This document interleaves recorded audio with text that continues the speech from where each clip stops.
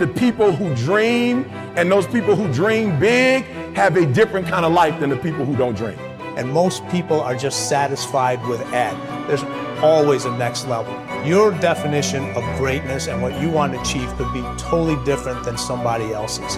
You know, we always say, no one wants to be first, okay, because they're afraid of the consequences that come with doing something first. If you're not getting the results you want from your dream, then examine your motivation.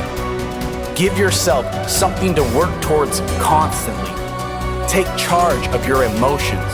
Don't let someone else choose them for you. If you're not going to do everything that is necessary to get where you want to be in your life, why even bother? Sounds harsh, doesn't it? Makes you wonder, why am I saying exactly what I just said? Because the time is now for you to recognize that there is no time to be feeling pity about your discussions and what it is that you having inside yourself. You have got to have a different type of conversation within yourself and stop doing the word can't and stop doing the word try. Dreams will remind you that even if the situation isn't temporary, dreams still give you a purpose to live a bigger life despite what you're dealing with. Because they will help you move through the chapter of the life that you're in more powerfully, more grounded, and more fulfilled. Now, believing in yourself is simply an attitude. Believing in yourself is a choice. You have to choose to believe that you can do anything you set your mind to. Anything at all. Because, in fact, you can. Those who succeed don't believe in limits. They study until they understand. They don't give up when they experience doubt. They don't give up when it's hard. They do not give up, full stop. They keep working hard, even if they've been rejected. They keep at it. They keep searching for new opportunities. That's exactly how you have to be. Life is hard, and you'll never get far if you limit yourself in anything you do. Stop wasting your time making excuses and blaming other people. You need to set goals and pursue them, but you gotta set goals and create pressure and get some support until you get there. And the worst thing you can do is let yourself off the hook. And that's what excuses do. You let yourself off the hook. When you set a goal, when you have a dream, when you have a vision, don't you ever let yourself off the hook. And start now. Start believing, start dreaming, and create the life and the person that you really want to see. Most people go through life never discovering what their talents are. Most people never develop their talents.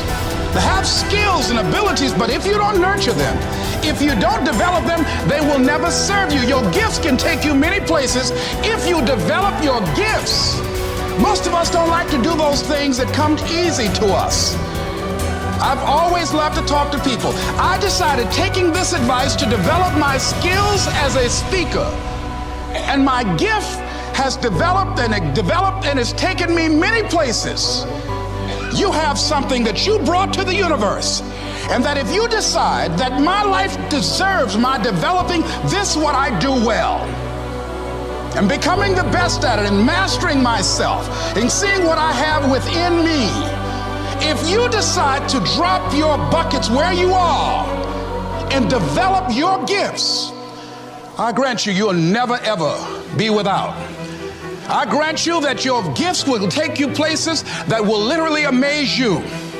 I grant you that if you begin to work to develop your gifts, you'll develop a strong sense of happiness. You'll get a larger vision of yourself, because part of beginning to get a larger vision of yourself, all of us need some area of our lives where we can have a feeling of competence.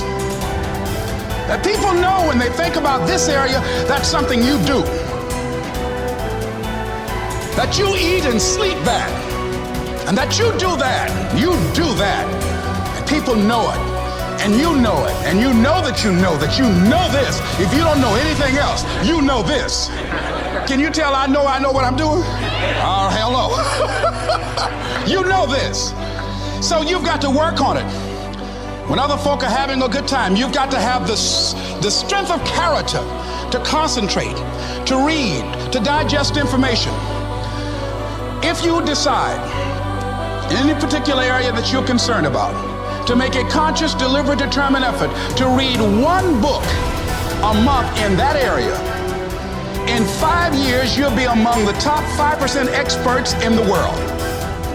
I read a minimum of 2 books a week. The average American reads only 1 book a year.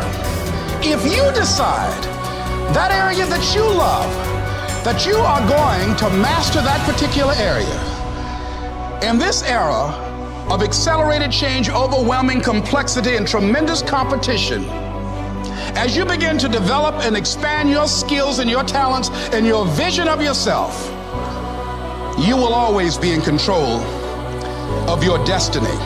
It is in the nature of things that some people will be more successful and happier than others. Some people will make more money, have better lives, enjoy greater fulfillment and satisfaction, have happier relationships, and contribute more to their communities. Others will not. The most important single quality that you can develop in a time of rapid change is the quality of flexibility. The opposite of flexible thinking is fixed or mechanical thinking. The opposite of approaching life with an open mind is to react automatically and predictably in every situation. The opposite of flexibility is an unwillingness to change in the face of new information or circumstances. The quality of flexibility is therefore essential if you want to do and have more than the average person. Today, perhaps the most important factor affecting your life is the speed of change. We are living in an age where change is taking place at a faster rate than ever before in human history. And if anything, the rate of change is increasing, year by year. Change today is not only faster, but it is also discontinuous, not following a straight line, but starting, stopping, and going off in unpredictable directions. Change is coming at us from all sides in so many different ways that it is often impossible to anticipate what might happen next. By its very nature, change is unpredictable, often forcing us to scrap our very best plans and ideas overnight as the result of a completely new and unexpected development coming from a new and unexpected direction. As a result, we have to remain flexible in our thinking and in our possible courses of action. You must learn to say to remain flexible is, I made a mistake. It is amazing how much time, energy, and money is wasted because someone's ego is so large that they will not admit they have made a mistake, even one that is obvious to everyone around them. Once you say, I was wrong or I made a mistake, the issue is largely over. From then on, everybody can get on with resolving the problem or achieving the goal. But as long as a key person is unwilling to admit that he or she has taken the wrong course, everything comes to a stop.